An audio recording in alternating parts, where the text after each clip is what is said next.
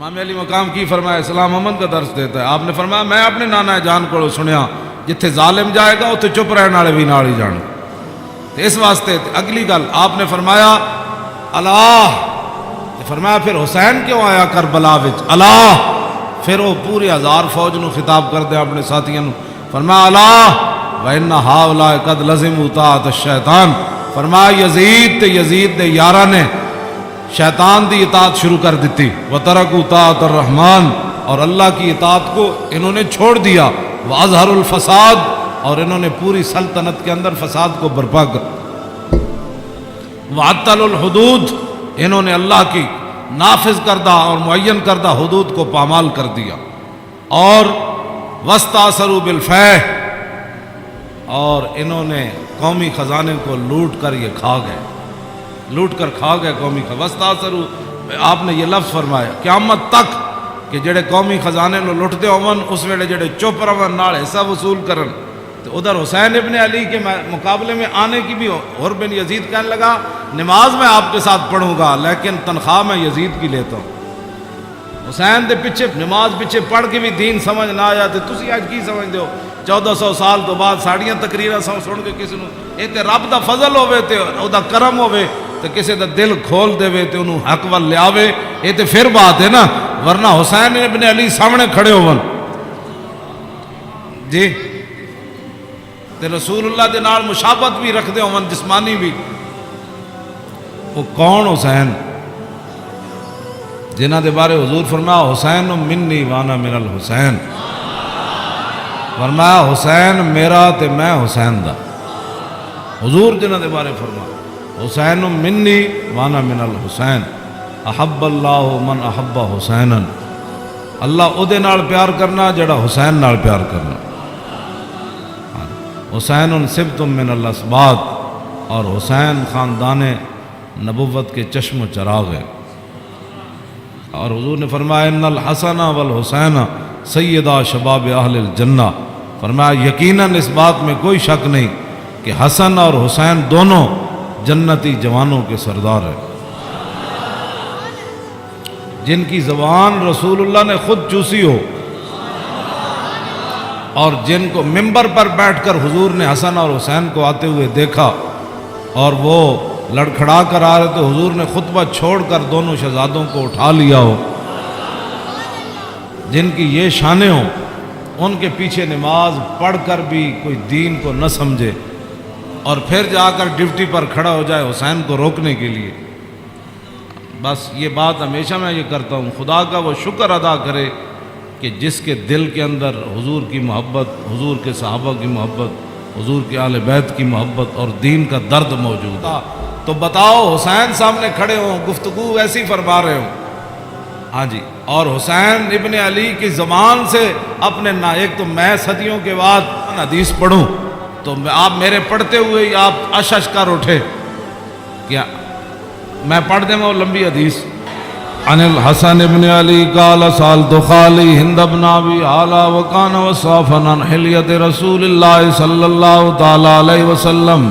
انا اشتہی ان یصف لی منا شیئا تعلق بی فقال کان رسول اللہ صلی اللہ تعالی علیہ وسلم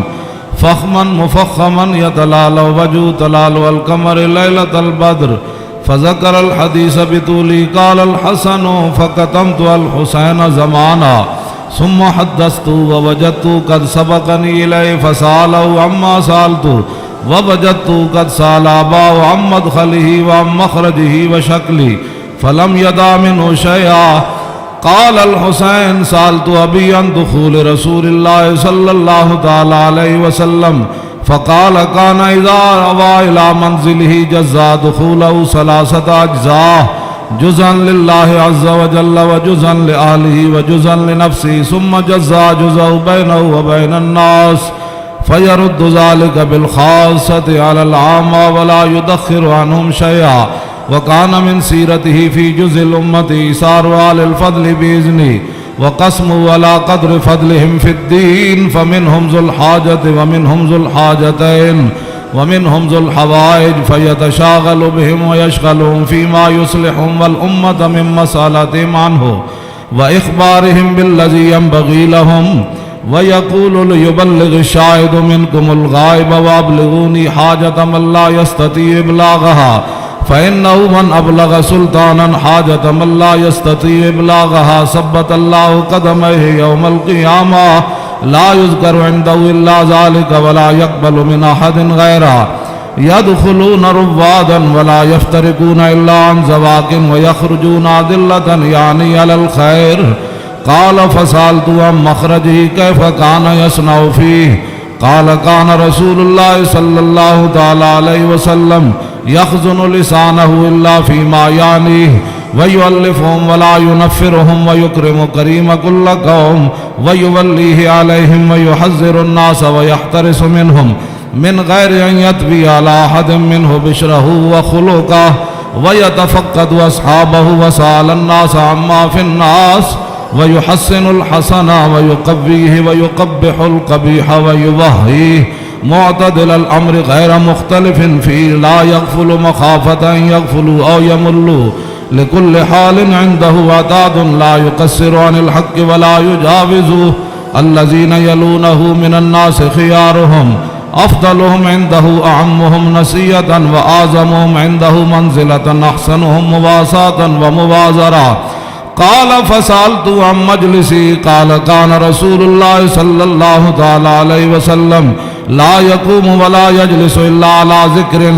وإذا انتهى إلى قوم جلس حيث ينتهي المجلس ويأمر بذلك يعطي كل جلساء بنصيبه لا يحسب جليسه أن أحدا أكرم عليه منه من جالسه وفاوضه في حاجة صابرا حتى يكون هو المنصرف عنه وسأله حاجة فلم يرده إلا بها أو بميسور من القول قد وسع الناس بسطه وخلقه فصار لهم أبا فصاروا عنده في الحق سواء